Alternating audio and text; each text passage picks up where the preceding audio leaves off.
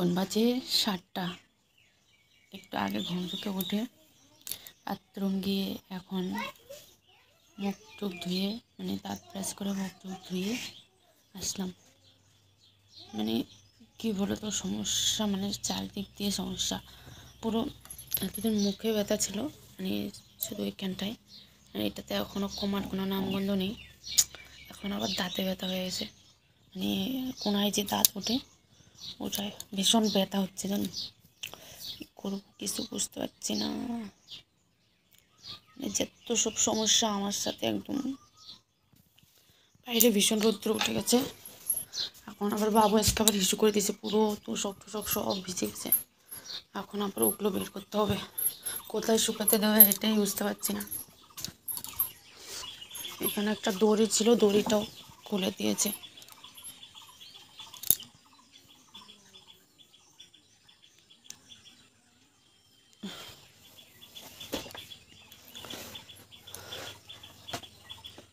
কি রোদ্র উঠেছে দেখো।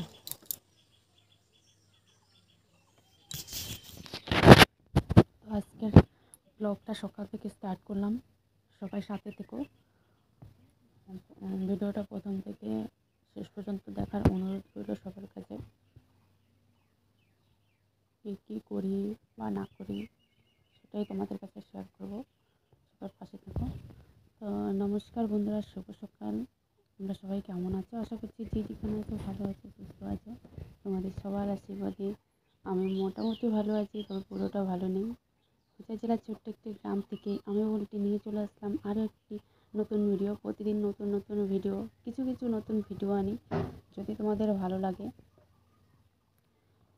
আশা করছি ভিডিও তোমাদের কাছে ভালো লাগবে। তো আমি তো এখনও জানি না তোমরা আমার ভিডিও ভালো পাও কি না পাও, সেটাই বুঝতে পারছি না আমি এখনও, বুঝলে। তো যদি ভালো লাগে অবশ্যই আমার পাশে থেকো, লাইক কমেন্ট শেয়ার করো। অ্যান্ড চ্যানেলে যদি নতুন হয়ে থাকো চ্যানেলটি সাবস্ক্রাইব করে আমার পাশে থেকো। যারা চ্যানেল সাবস্ক্রাইব করে দিয়েছো তাদেরকে অসংখ্য ধন্যবাদ। অ্যান্ড আমার ভিডিওটি প্রথম থেকে শেষ পর্যন্ত দেখার জন্য সবার কাছে অনুরোধ রইল। বারবার বলছি, সবাই একটু দেখো।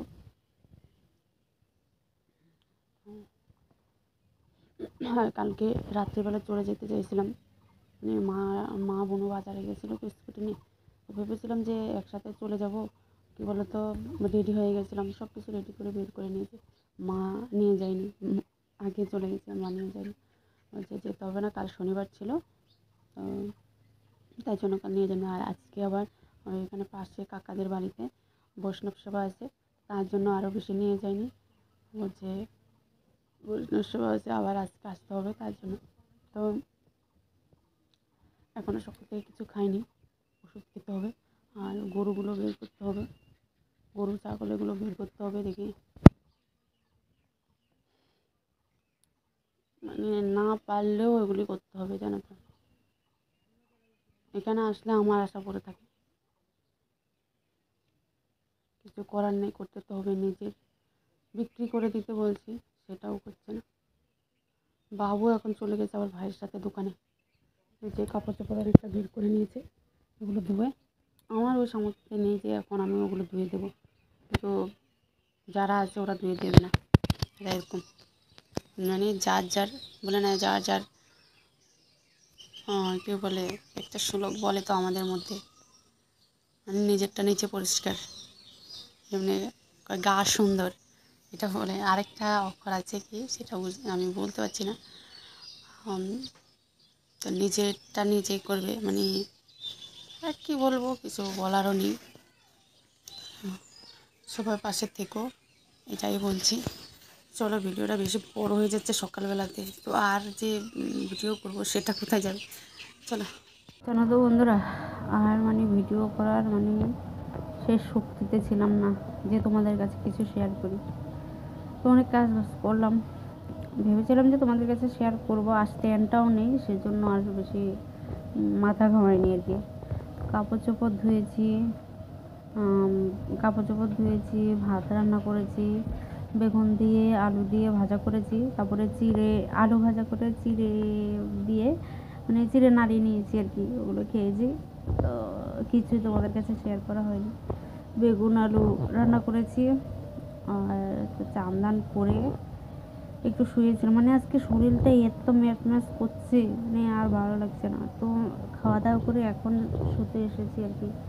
তো মা তারা তো সকালবেলা গিয়েছিলো, আবার এসেছে, মানে বৈষ্ণব সরাজে গিয়েছিলো, কাটাকুটি করে আবার বাড়ি এসেছে। বাড়ি এসে কী কী কাজ করেছে, এখনও কীর্তন শাশুনি, এখন শেষ হয়ে যাবে। তো এখন প্রসাদ খেতে গেছে, জানো তো।